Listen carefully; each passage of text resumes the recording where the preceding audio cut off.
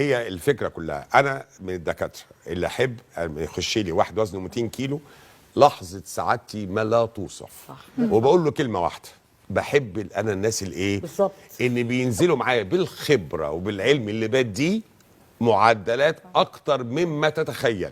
والعكس صحيح، يعني ممكن اول اوزان دي كبيره تروح لدكتور ما، اول ما يشوفها يكش يخاف ان ازاي هينزل هذا الشخص 100 كيلو.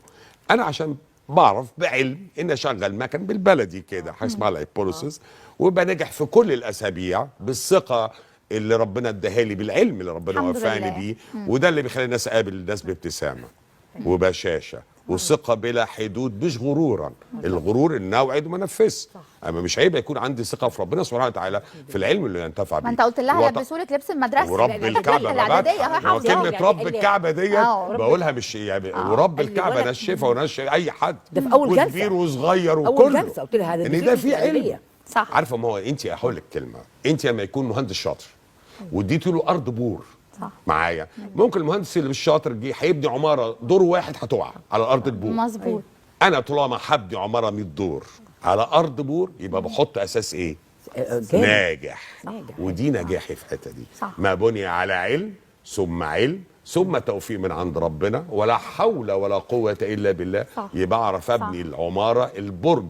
مش عيب ان اكون متميز بالتوفيق من عند ربنا. صح. يعني برضو عشان انا بقول كلمه التوفيق من عند الله، ثم دعوه امي الله يرحمها معايا. وخلينا وانا هقول كلمه واحده، اتفضل. انا ما بيطلعش مني الا كل خير. يعني اللي هنا نيه ولا طيبه. انا عن نفسي بشهد لا لا امام ربنا يعني انا بص بشهد الحمد لله. انا بكلم بكل ثقه ويكفي ده بيني وبين رب.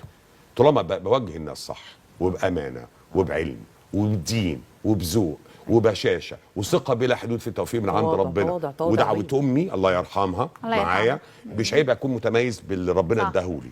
مراكز الدكتور ماجد زيتون للسمنه والتجميل والليزر للحجز والاستعلام 15 192.